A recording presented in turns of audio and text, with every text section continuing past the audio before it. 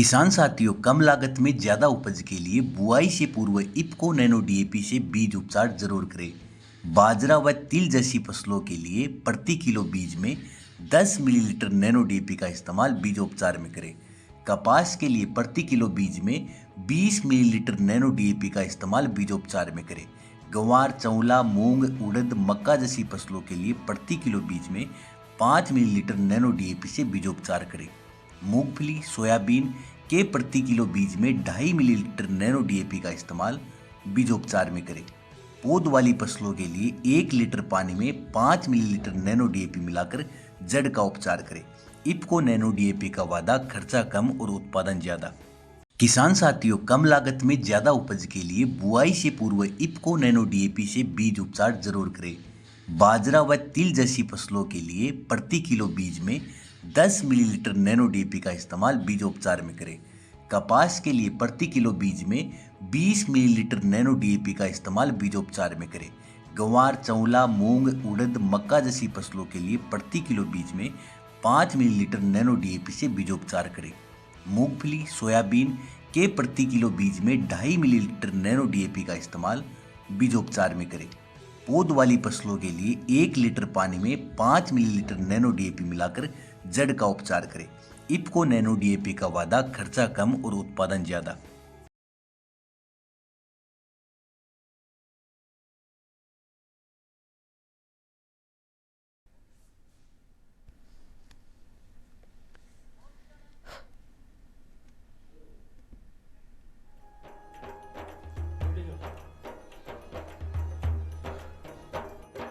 देख लो चौपाल रे सब बड़ा बडेरा ओ जी, सब लोग लगाया ओ जी, टाबरिया ने संग लिया जी।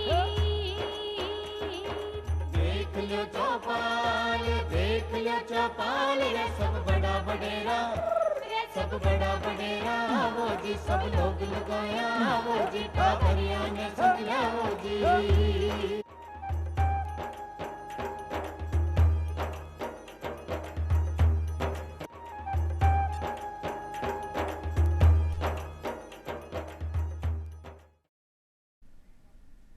चौपाल देखने वाला सबला दर्शका ने राम राम सा। भाई आज की चौपाल में आप चर्चा कर रहे हैं कृषक उत्पादक संगठन के बारे में, यानी एफपीओ के बारे में। आपने सबने ही सुने है कि संगठन की ताकत सफलता को आधार बन सके है, यानी संगठन जितना ताकतवर होगो भी संगठन ने सफलता उतनी ही मिलेगी। तो एफपीओ भी आ तर्ज पर ही काम करे है। बहुत सारा किसान भाई मिलकर एक कृषक उत्पादक संगठन बनावे हैं और अपने माल का बेचान, यानी उगाबा से लेकर बेचान तक की परिस्थितियां ने संभाल सके है। अपने छोटा किसान भाई जो है वो काम सही तरीका से नहीं कर पावे हैं क्योंकि आपने पास पूंजी की कमी हो सके। लेकिन जब आप एफपीओ का सदस्य बन जाएं तो आपने लाभ भी हो सके किया कि अपनी जो लागत है बी में तो कमी आवे है और मुनाफो बढ़ सके है। तो भाई जो अपना किसान भाई अभी तक एफपीओ से नहीं जुड़ पाया है तो बी के लिए जानकारी आज की चौपाल में लेकर आए हैं कि एफपीओ काई है और किया कोई एक किसान बी से जुड़ सके है।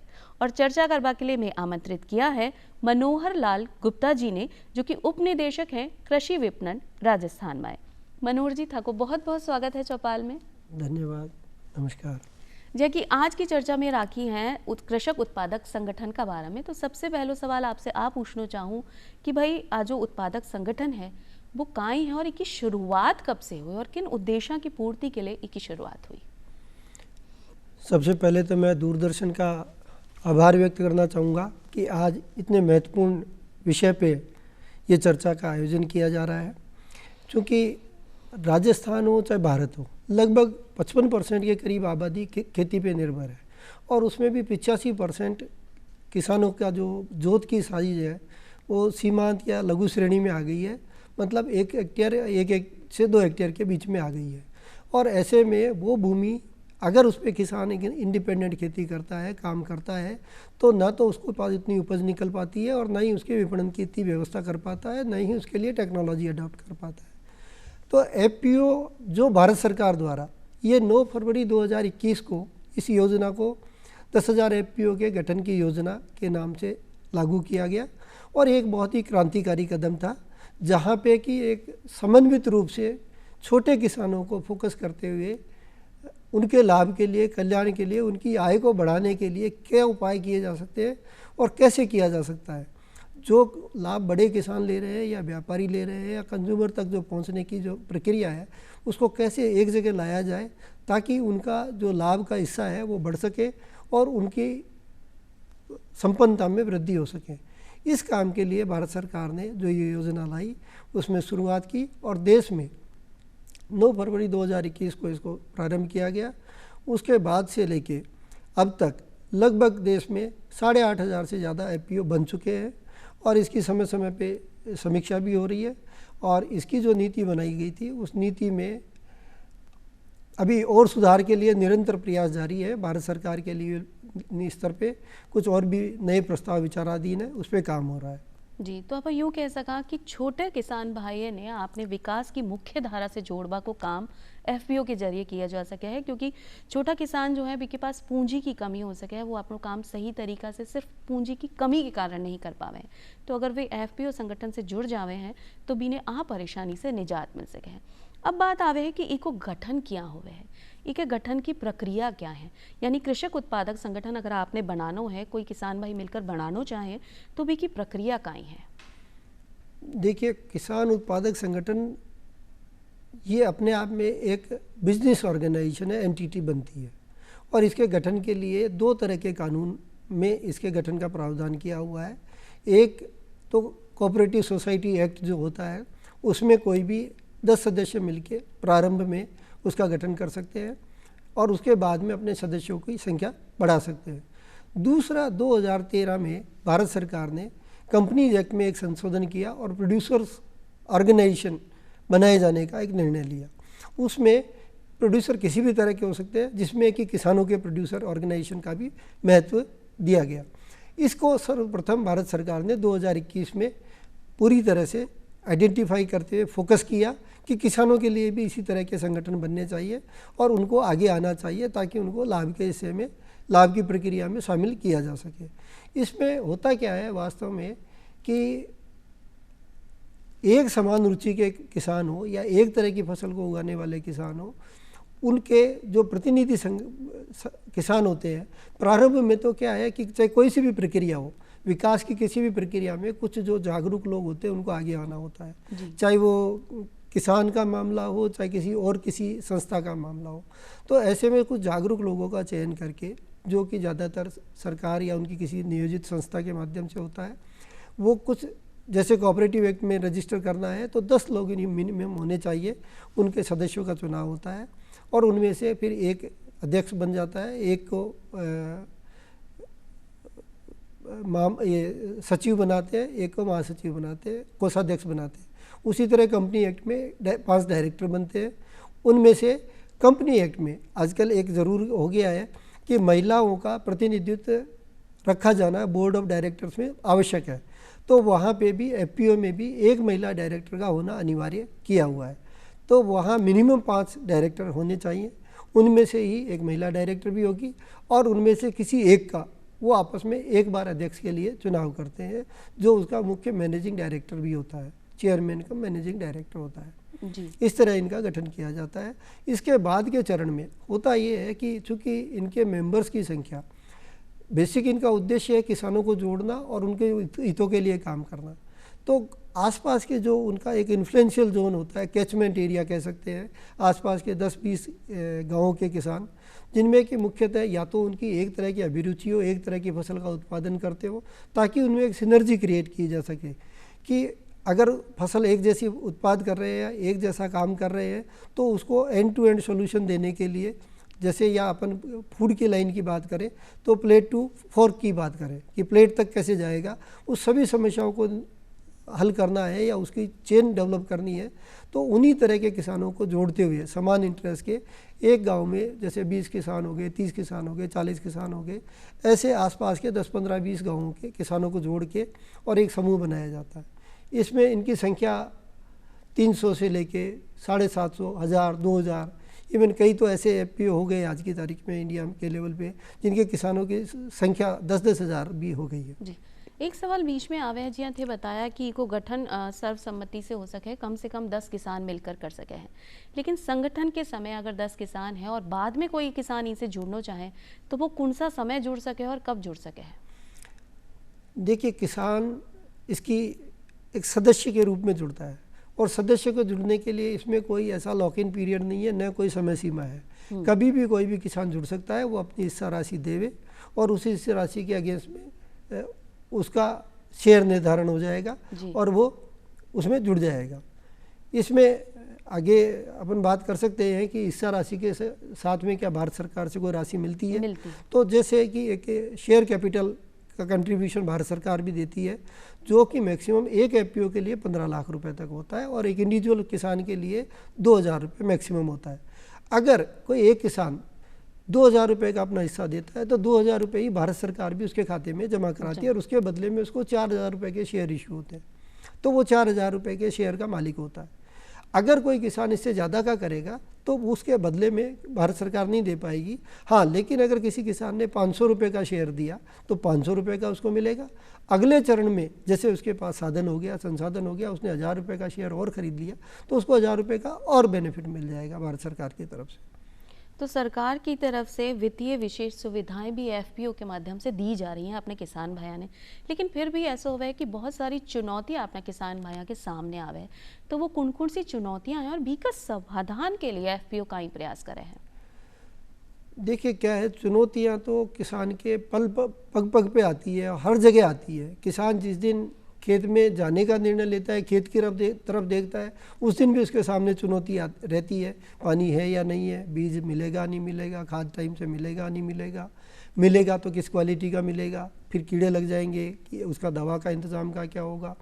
तो और अगर पैदा हो गया तो उस दिन कोई ओले गिर गए क्या होगा, बरसात आ गई क्या होगा, या उसका भंडारण की व्यवस्था नहीं तो क्या होगा, या बाज़ार में भाव नहीं मिला तो क्या होगा। तो ये हर जगह चुनौती, किसान का तो जीवन चुनौतियों से भरा ही है। उसकी सारी प्रक्रिया, उसकी जो जीविका है वो चुनौती, उसकी ज़िंदगी चुनौतियों में ही चलती है।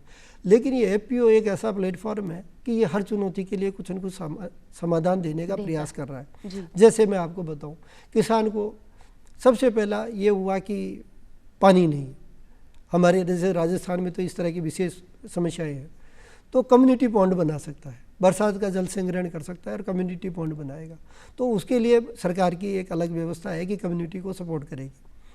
बीज का टाइम आया तो उसको बीज नहीं मिलेगा या गुणवत्ता का नहीं मिलेगा, या फिर मिलेगा तो उसको ये पता नहीं है कि वो कैसे होगा क्या नहीं होगा।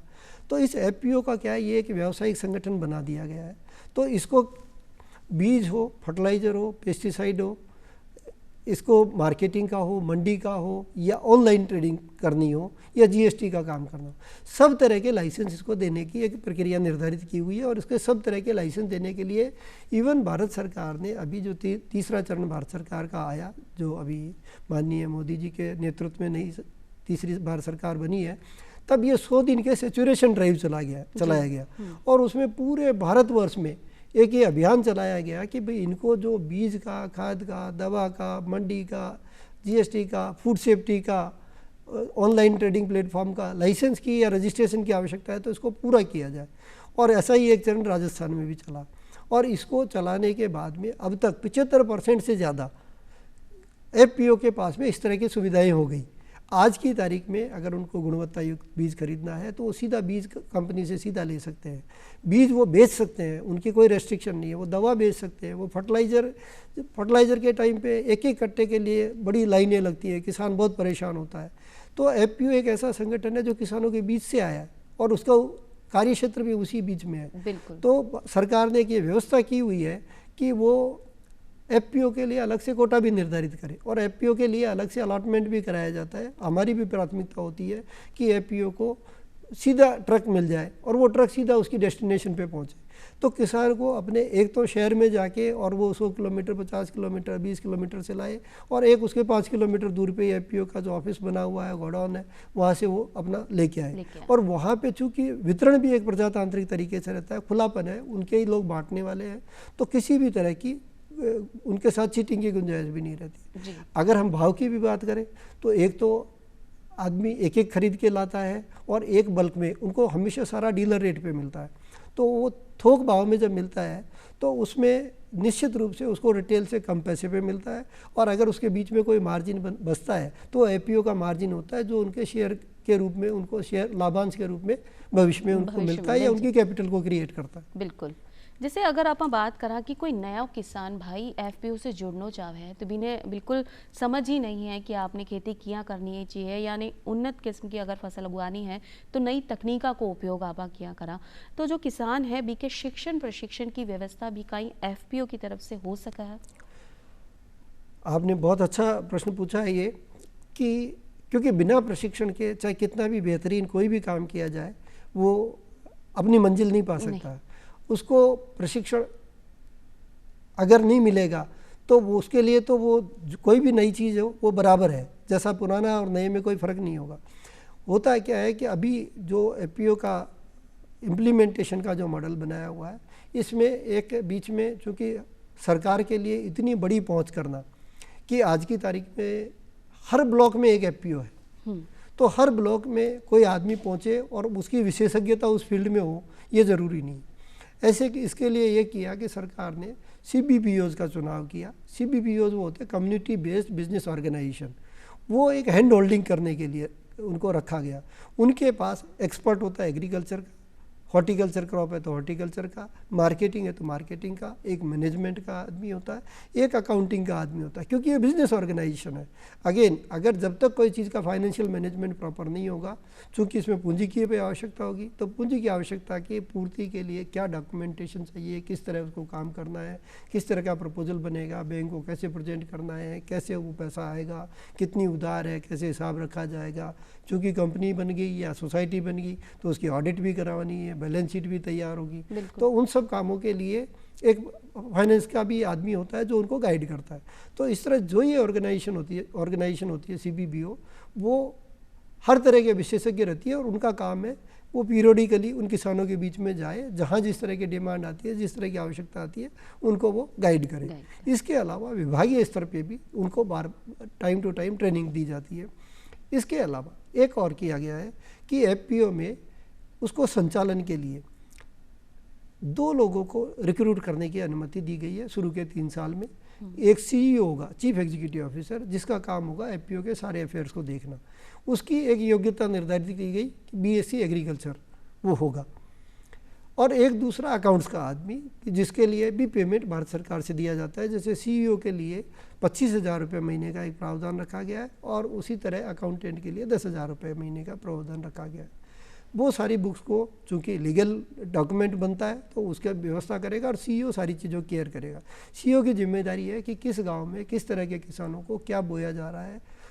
इवन इनिशियल लेवल पे जब ये एफपीओ की तैयारी करते हैं तो वहाँ एक बिजनेस प्लान भी बनाया जाता है, और वो CEO का काम है कि वो पूरे गाँवों का, उनके मेंबर्स का सर्वे करे, वो क्या बो रहे हैं, उनके पास कितनी जगह की उपलब्धता है, किस तरह की पानी की उपलब्धता है, उसकी क्या क्वालिटी है, उसमें क्या क्या फसलें हो रही है, या बाजार में किन फसलों की डिमांड है। उस डिमांड के अनुसार डिमांड ओरिएंटेड प्रोडक्शन कराने के लिए उसको क्या करना चाहिए, वो खुद जितना सक्षम होगा वो ट्रांसफ़र करेगा, नहीं CBPO के माध्यम से करेगा, या फिर अगर आवश्यकता हो तो जो संबंधित गवर्नमेंट डिपार्टमेंट है उससे भी करेगा। गवर्नमेंट डिपार्टमेंट में ये बिल्कुल क्लियर और लाउड मैसेज है कि एफपीओ के लिए हर संभव सहायता और सुविधा उपलब्ध कराई जाए और उनके लिए काम किया जाए। अब जब सहायता की बात आवे है तो जी हाँ कि आपने तकनीकी प्रबंधन भी हो जाए, कृषि भी सीख भी सका, प्रशिक्षण भी दियो जाए, तो उन्नत किस्म की पद्धति अपनावा के लिए बहुत सारी मशीनरी को भी उपयोग किया जाए है। अब जो छोटा किसान भाई जिन्हें हाल ही में शुरुआत की है तो मशीनरी खरीदवा के लिए भी के पास पूंजी नहीं है, तो कहीं मशीन भी उपलब्ध कराई जा सके है एफपीओ के माध्यम से, यानी आप अगर आप थोड़े समय के लिए लेनी है तो आप किराए पर ले लें, ऐसी कोई व्यवस्था? देखिए पूजा जी, आपने जो सवाल पूछा है ये किसान की दुखती रग है। जब भी उसको ऐसी ज़रूरत होती है तब वो इधर उधर देखता है, और वो जो दूसरा आदमी जिसके पास इसकी उपलब्धता है वो अपने व्यावसायिक तरीके से निर्णय लेता है। ऐसे में ज़रूरी है कि उसके पास खुद का ऐसा साधन हो जिसमें उसकी ऑनरशिप का प्राउड भी हो और समय पे उसकी उपलब्धता भी हो। तो सरकार ने एक ये रखा है कि जो कस्टम हायर सर्विस सेंटर का आपने नाम सुना होगा, जिसमें करीब 10 लाख रुपए की एक मशीनरी, जिसमें ट्रैक्टर भी शामिल है, छोटे मोटे इम्प्लीमेंट जो रोज़मर्रा के किसान के काम आते हैं, लगभग सभी शामिल हो जाते हैं।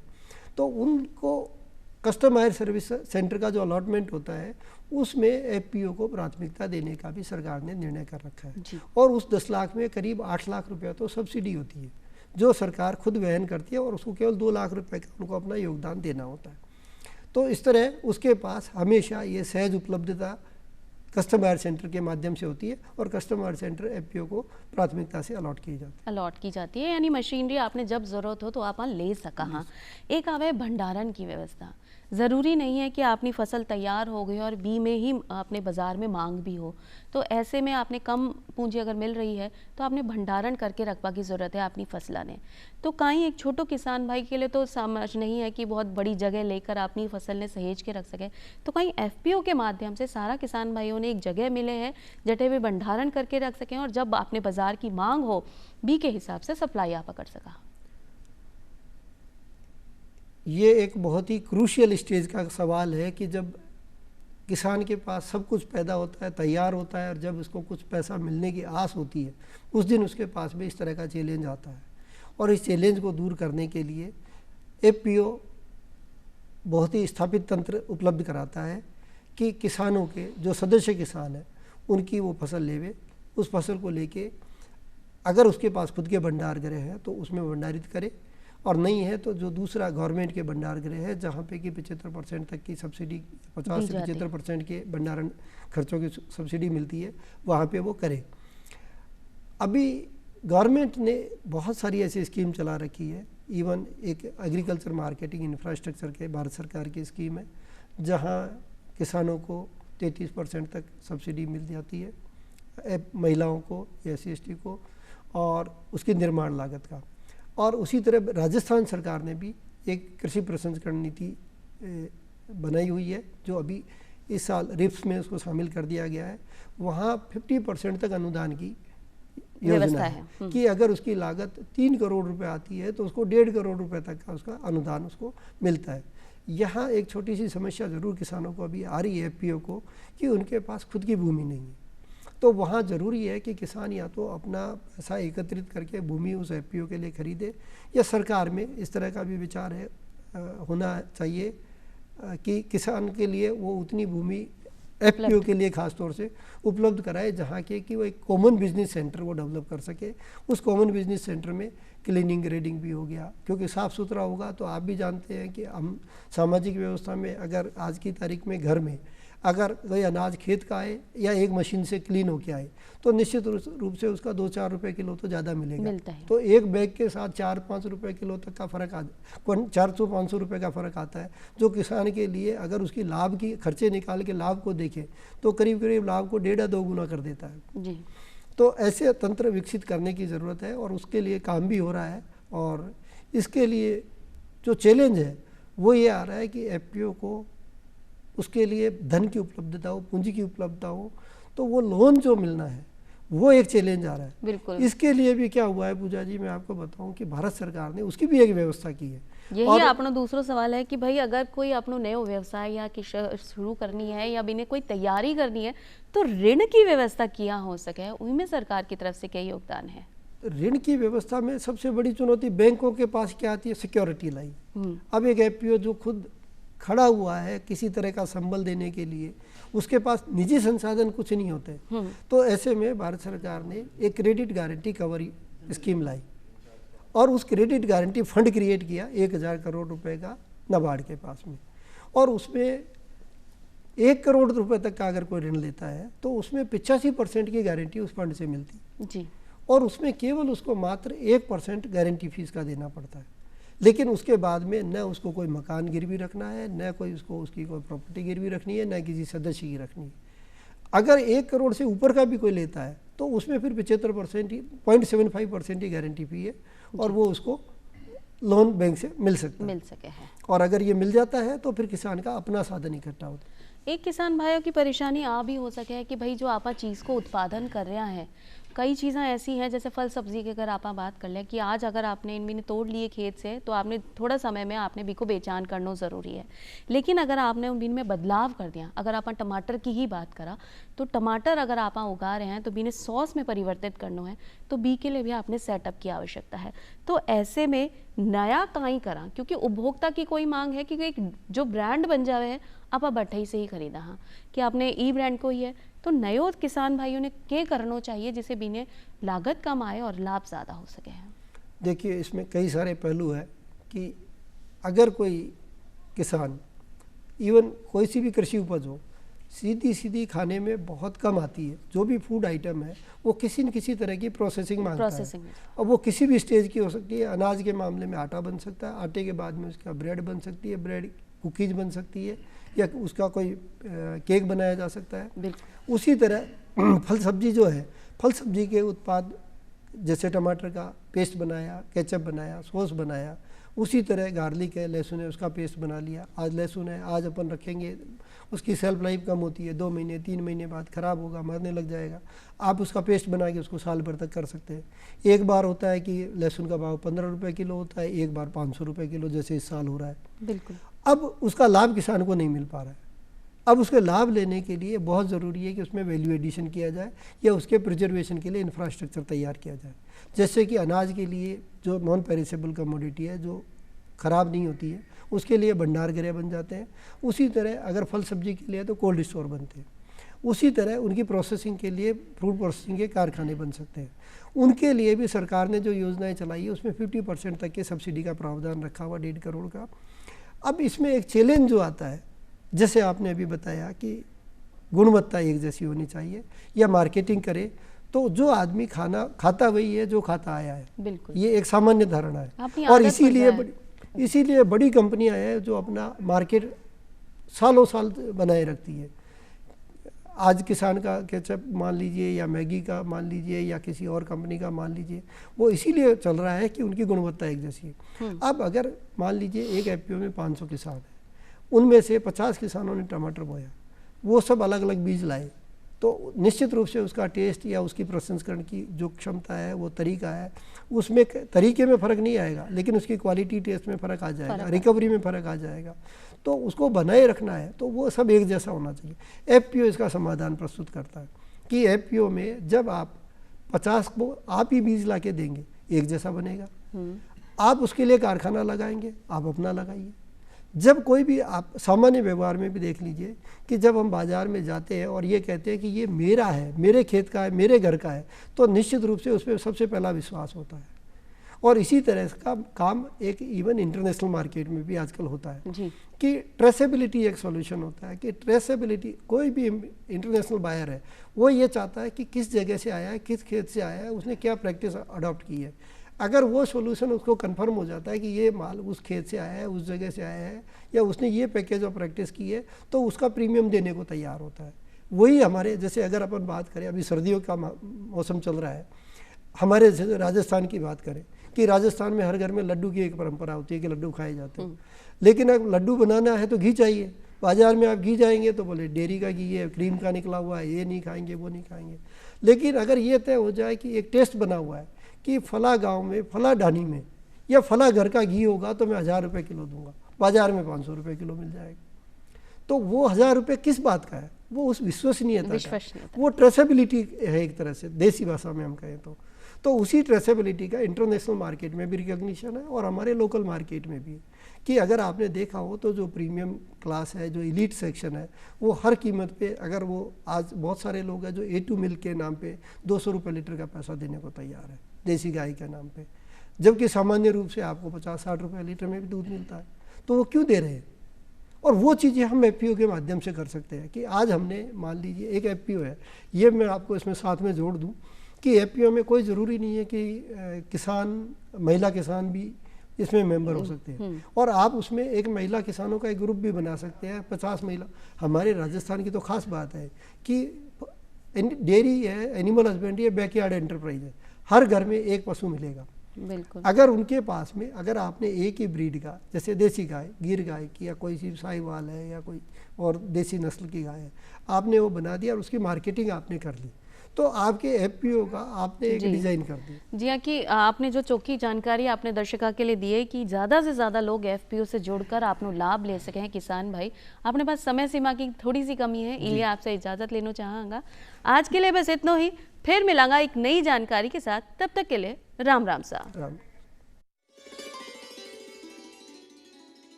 किसान साथियों, कम लागत में ज़्यादा उपज के लिए बुआई से पूर्व इफ्को नैनो डीएपी से बीज उपचार जरूर करें। बाजरा व तिल जैसी फसलों के लिए प्रति किलो बीज में 10 मिलीलीटर नैनो डीएपी का इस्तेमाल बीजोपचार में करें। कपास के लिए प्रति किलो बीज में 20 मिलीलीटर नैनो डीएपी का इस्तेमाल बीजोपचार में करें। गंवार, चौला, मूंग, उड़द, मक्का जैसी फसलों के लिए प्रति किलो बीज में 5 मिलीलीटर नैनो डीएपी से बीजोपचार करें। मूंगफली, सोयाबीन के प्रति किलो बीज में 2.5 मिलीलीटर नैनो डीएपी का इस्तेमाल बीजोपचार में करें। पौध वाली फसलों के लिए 1 लीटर पानी में 5 मिलीलीटर नैनो डीएपी मिलाकर जड़ का उपचार करें। इफ्को नैनो डीएपी का वादा, खर्चा कम और उत्पादन ज़्यादा।